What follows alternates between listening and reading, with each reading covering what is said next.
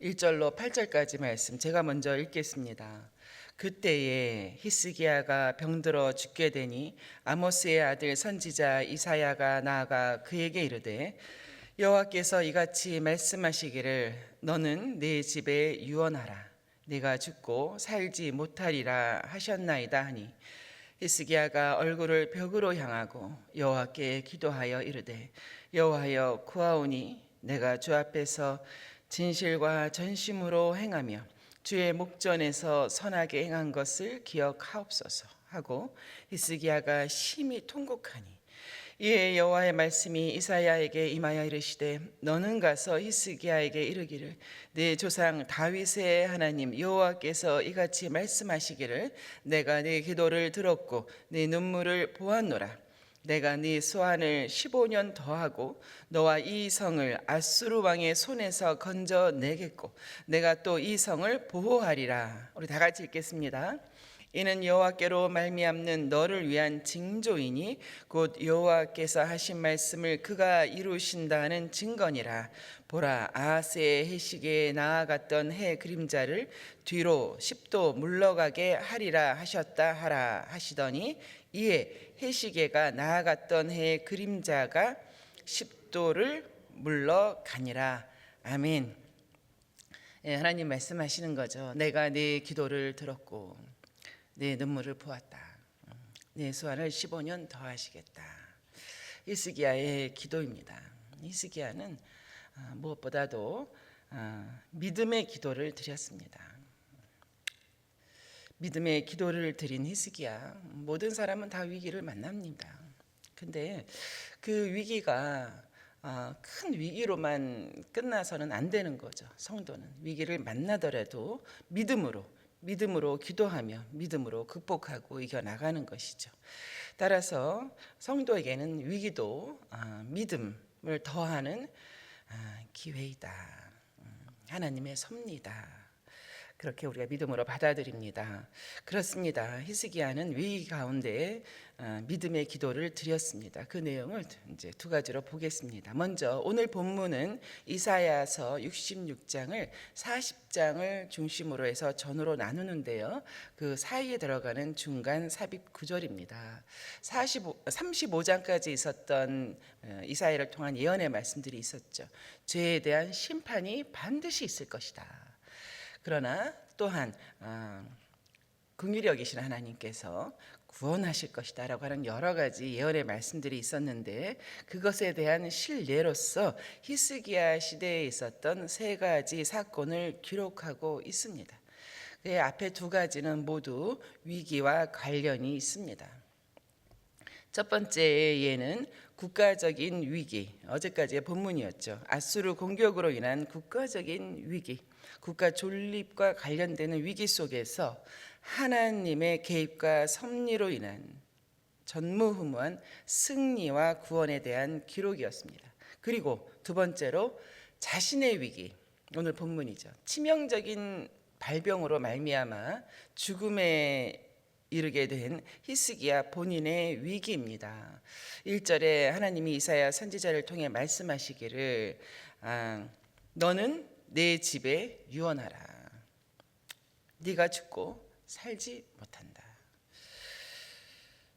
그때에 이렇게 죽을 병이라고 하는 그 병은 종기로 우리가 이제 뒤에 가면은 종초에 바르라라는 그런 표현이 있기 때문에 종기였나 보다. 실로 우리 예전에 이렇게 오래전에 사람들은 종기로 많이 죽었습니다. 종기를 죽음에 이르게 하는 병 중에 하나였습니다. 그때에 히스기가 병들어 죽게 되었다. 그런 죽을 병에 걸렸으나 여러분 잘 아시다시피 15년 생명을 연장받게 되죠. 그래서 총 29년을 통치하게 됩니다.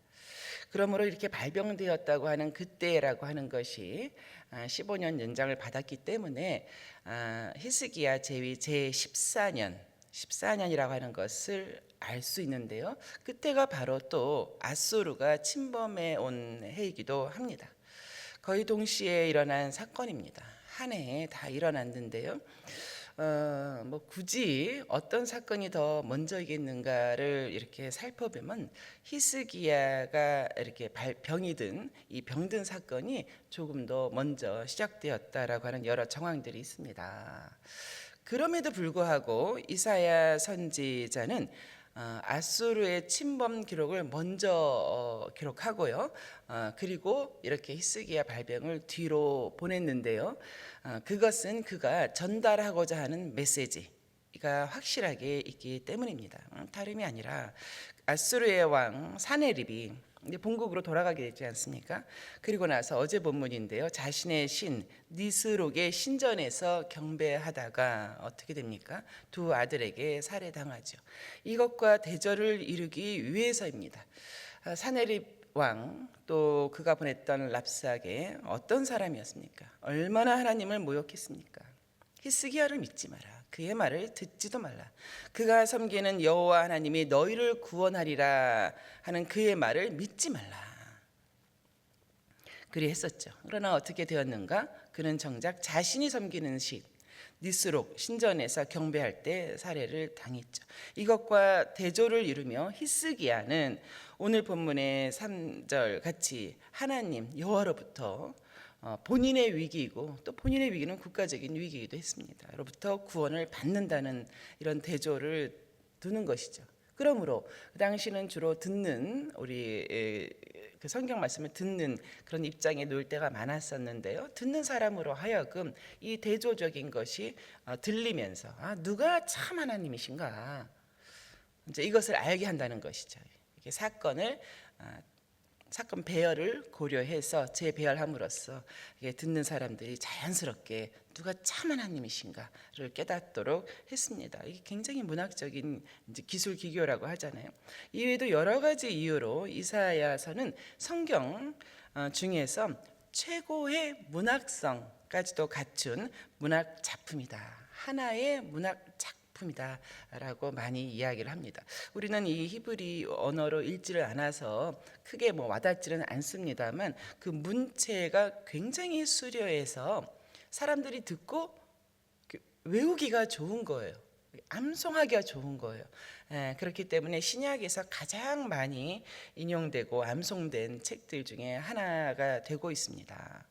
그래서 저는 오래전에 그렇다는 이런 이야기를 쭉 여러 가지 보면서 이사야는 정말 대단한 사람이다. 이사야는 성경 중에서 섹스피어인가 보다. 이사야는 성경의 섹스피어다. 이렇게 별칭을 붙이기도 했습니다. 참으로 많은 사람들에게 사랑받는 이사야서입니다. 다시 1절을 보면 히스기야는 죽을 병에 걸렸습니다. 그리고 하나님께서 너는 죽고 살지 못한다라고 말씀하셨습니다. 아까 말씀드린 것처럼 이 아수르의 왕 사네립이 이 남유다를 공격하려고 준비하고 또 공격한 시대와 일치하기 때문에 히스기야 왕은 자신의 죽음뿐만이 아니라 그로 인해 민족이 당할 비참한 처지와 운명 때문에 2절과 같이 얼굴을 벽으로 향하고 하나님 앞에 심히 통곡했습니다. 그리고 기도했다라는 말씀이 2절에 기록되어 있죠. 이렇게 생각을 해보면 얼굴을 벽으로 향한 것만이 아니라 얼굴을 벽에 찍으며 그렇게 기도했을 것 같습니다. 이 말을 벽에 찍으며 그렇게 처절하게 기도했을 것 같습니다. 그렇습니다. 히스기야는 자신의 위기는 물론이거니와 국가의 위기를 두고 전심으로 하나님께 기도했습니다. 우리도 위기를 만나지요. 전심으로 기도해야겠다. 능치 못하실 하나님이시지 않는가. 그 믿음을 갖고 얼굴을 벽으로 향하고 이 말을 벽에 찍으며 그렇게 골방에서 기도해야겠다. 하나님은 기도하는 자녀를 결코 외면치 않으신다. 이러한 믿음을 갖고 기도해야겠습니다. 그럼에도 불구하고 여러분이나 저나 그런 문제들을 두고 이렇게 전심으로 기도하지 않는다면 그것은 결국 무엇인가? 그것은 결국 우리 저변에 불신앙이 자리 잡고 있는 것 아니겠는가. 전심으로 기도하지 않는다는 것은 불신앙이다. 문제가 커서가 아니라 내게 믿음이 약해서이다 라고 말씀드릴 수 있겠습니다. 그리고 둘째로 히스기야의 기도를 통해서 얻는 또 다른 놀라운 교훈이 있습니다. 하나님이 말씀하셨습니다. 내가 죽고 살지 못하리라. 또 실제로 많은 사람들을 죽게 했던 종기라고 하는 그 병이 발병했죠. 누가 그 말씀을 거역할 수 있겠습니까? 그런데도 히스기야는 기도했죠. 왜 그렇습니까? 히스기야는 알고 있었던 거예요. 그 몹쓸 병, 죽을 병, 그것에 사람의 생명이 달린 것은 아니다. 생명은 하나님께 달렸고 하나님께 속한 것이다. 우리가 사망에 대한 원인은 여러 가지로 나타나고 있죠. 예, 또 의사들은 또 뭐 이래이래해서 사망했다라고 진단을 내리겠죠. 그러나 실상은 무엇인가? 하나님께서 부르셨기 때문이다. 성도는 뭐 보여지는 것은 병이고 사고고 합니다만 생명을 주관하시는 하나님이십니다. 하나님께서 하나님이 작정하신 때에 부르신 것입니다. 이런 믿음이 히스기야에게 있었던 것입니다. 그래서 그는 이런 기도 내용으로 기도했습니다. 3절에 보시면 여호와여 구하오니 내가 주 앞에서 진실과 전심으로 행하며 주의 목전에서 선하게 행한 것을 기억하여 주시옵소서. 우리 개역 한글로는 하나님 그것을 추억하여 주시옵소서. 하나님과 자신만이 아는 그것을 추억하여 주시옵소서 하고 히스기야가 심히 통곡했습니다. 히스기야가 진실과 전심으로 행한 자신의 어떤 공로를 이야기한 것은 결코 아닙니다. 자신의 태도, 내 마음의 중심이 그러했다고 하는 것을 하나님께 토로하는 것이죠. 그렇습니다. 참 신앙은 성과가 아니라 태도이지 않습니까? 하나님 앞에서의 나의 태도가 하나님이 아시고 내가 아는, 내가 얼마나 진실과 전심으로 하나님께 나아갔었는지 하나님 기억하여 주시옵소서. 하나님 아시지 않습니까? 추억하여 주시옵소서. 자, 히스기야는 그런 사람이었습니다. 그리고 이제 5절에 하나님께서 말씀하시기를 내가 네 기도를 들었고 너의 눈물을 보았노라 라고 말씀하시는 것이죠. 그렇습니다. 히스기야의 기도를 들으시고 그 눈물을 보시는 하나님, 예수님께서 기도에 대해서 말씀하시고 또 가르치실 때 이렇게 말씀하셨어요. 마태복음 6장 6절이잖아요. 너는 기도할 때에 너의 골방에 들어가 문을 닫고 은밀한 중에 계신 내 아버지께 기도하라. 내 아버지다. 은밀한 중에 보시는 내 아버지께서 갚으시리라. 그렇습니다. 여러분에게도 이러한 골방이 있어야 합니다. 골방에서 기도하는 여러분을 은밀히 보시는 우리 하나님 아버지시고 또 들으시는 아버지십니다. 이제 이런 것이 바로 아까 말씀드린 신앙은 성과가 아니라 태도이다라는 말과도 일맥상통하는 것이죠.